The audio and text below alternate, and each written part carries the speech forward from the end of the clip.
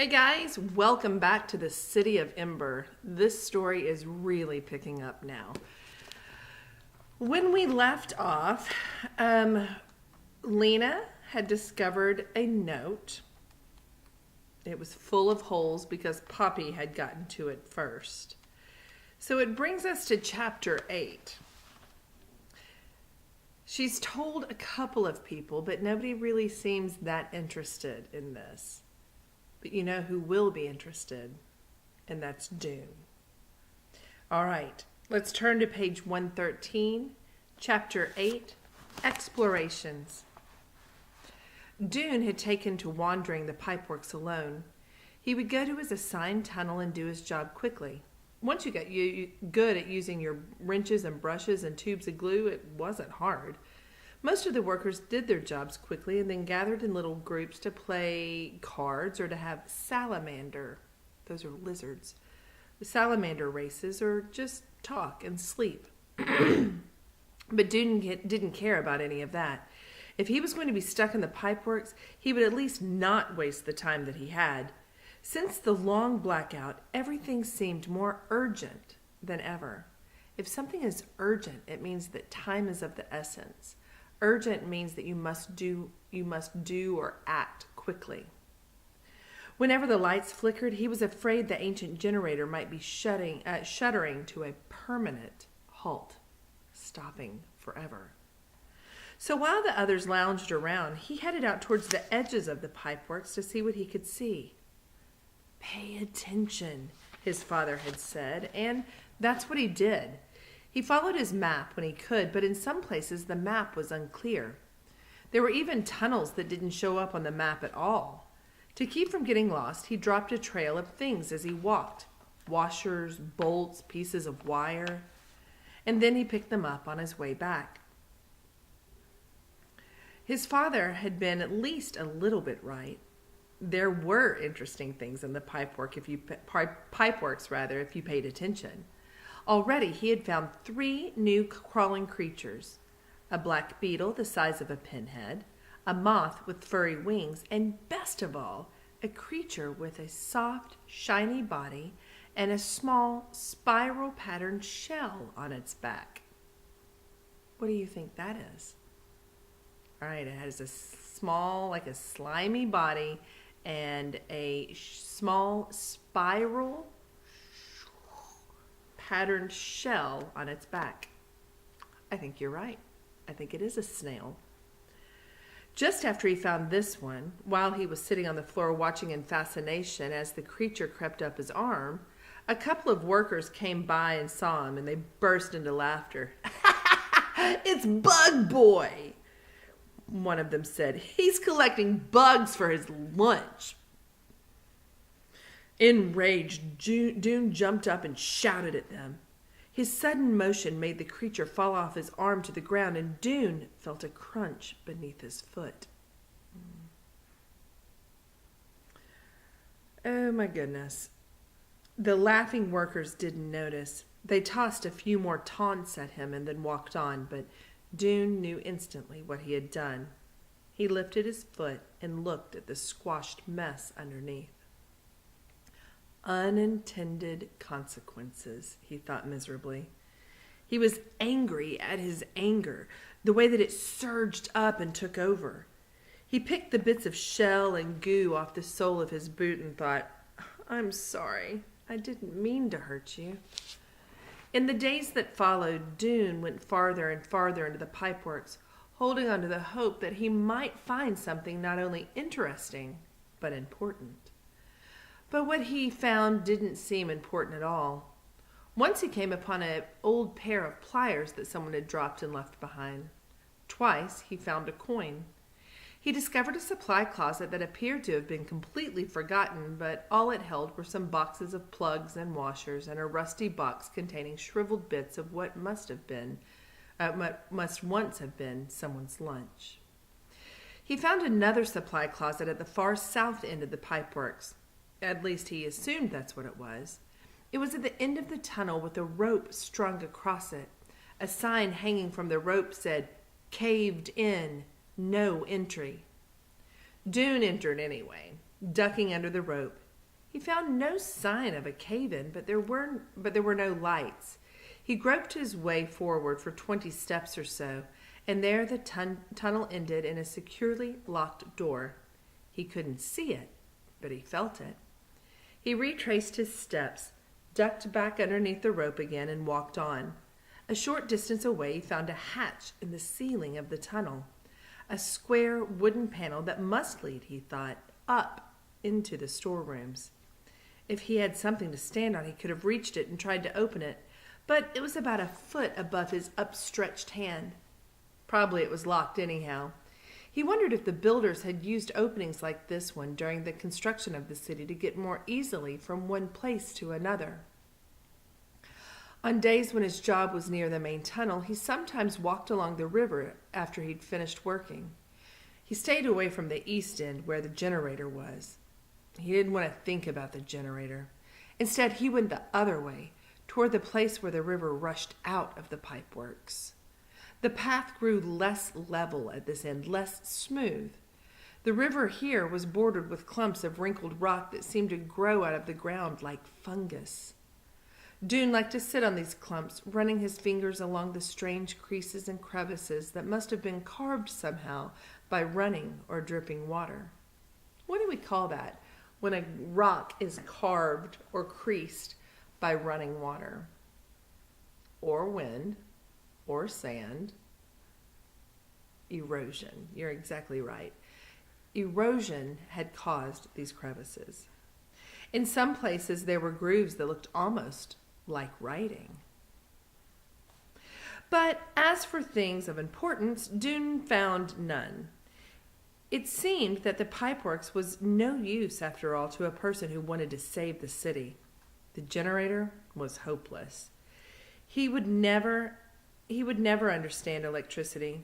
He used to think he could use electricity to invent a movable light if he studied hard enough.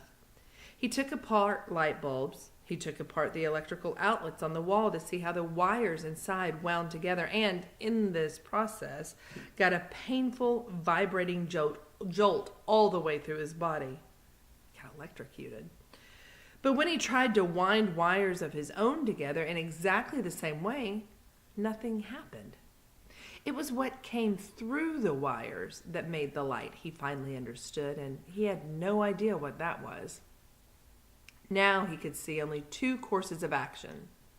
He could give up and do nothing, or he could start to work on a different kind of movable light. Dune didn't want to give up. So on his day off one Thursday, he went to the Ember library to look up fire. The library occupied an entire building on one side of Bilbolio Square. Its door was at the end of a short passage in the middle of the building. Dune went down the passage, pushed open the door, and walked in. No one was there except for the librarian, ancient Edward Pocket, who sat behind the desk writing with a tiny pencil clutched in his gnarled hand. The library had two big rooms, one for fiction, which was stories people made up out of their own imaginations, and the other for fact, which was information about the real world. The walls of both rooms were lined with shelves, and on most of the shelves were hundreds of packets of pages. Each packet was held together with stout loops of string. The packets leaned against each other at angles and lay in untidy stacks. Some were thick, and some were so slim that only a clip was needed to hold them together. The pages of the oldest packets were yellowed and warped, and their edges were uneven rows of ripples. These were the books of Ember, written over the years by its citizens. They contained in their close written pages much that was imagined and everything that was known. Edward Pocket looked up and nodded briefly at Dune, one of his most frequent visitors. Dune nodded back. He went into the fact room to the section of shelves labeled F. The books were arranged by subject, but even so, it wasn't easy to find what you wanted. A book about moths, for instance, might be under M for moths, or I for insects, or B for bugs. It might even be under F for flying things. Usually you had to browse through the entire library to make sure you'd found all the books on one subject, but since he was looking for fire, he thought he might as well start with F. Fire was rare in Ember. When there was a fire, it was because there had been an accident. Someone had left a dish towel too close to an electric burner on the stove, or a cord had frayed and a spark had flown out and ignited curtains. Then the citizens would rush in with buckets of water and the fire was quickly drowned. But it was, of course, possible to start a fire on purpose. You could hold a sliver of wood to the stove burner until it burst into flame, and then for a moment it would flare brightly, giving off a bright orange light. The trick was to find a way to make the light last. If you had a light that you could keep going, then you could go out into the unknown regions and see what was there. Finding a way to explore the unknown regions was the only thing Dune could think of to do. He took down a book from the F shelf. Fungus, it was called. He put it back. The next book was called How to Repair Furniture. He put that book back too. He went through foot diseases, fun with string, coping with failure, and canned fruit recipes before he finally found a book called All About Fire. He sat down at one of the library's square tables to read it. But the person who had written the book knew no more about fire than Dune. Mostly the book described the dangers of fire. A long section of it was about a building in Winifred Square that had caught fire 40 years ago, and how all of its doors and all the furniture had burned up and smoke had filled the air for days. Another part was about what to do if your oven caught on fire. Dune closed the book and sighed. It was useless. He could write a better book than that. He got up and wandered restlessly around the library. Sometimes you could find useful things just by choosing randomly from the shelves.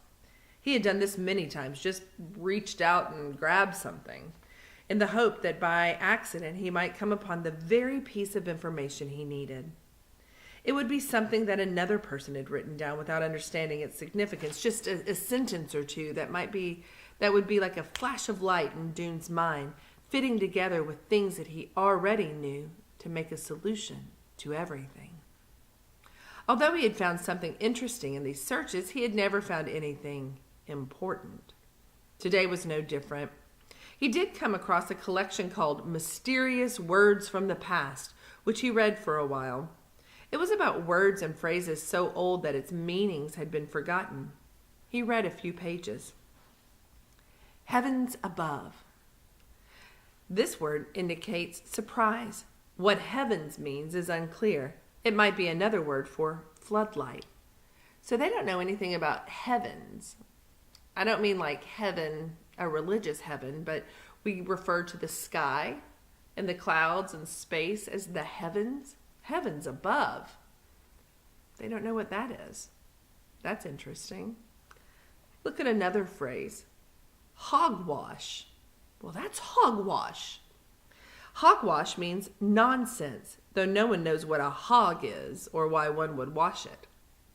So we can infer that Ember has no animals like hogs.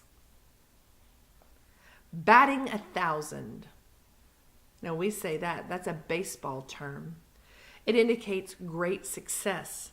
This might possibly refer to killing bugs.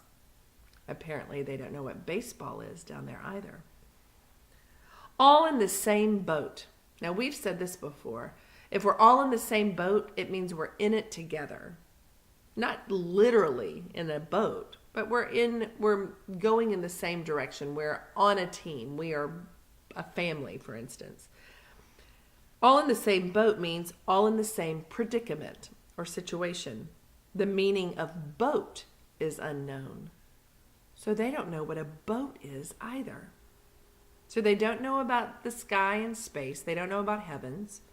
They don't have hogs or other animals like that. They don't have baseball. And they don't know what a boat is. Wow. Where are they? Interesting, but not useful.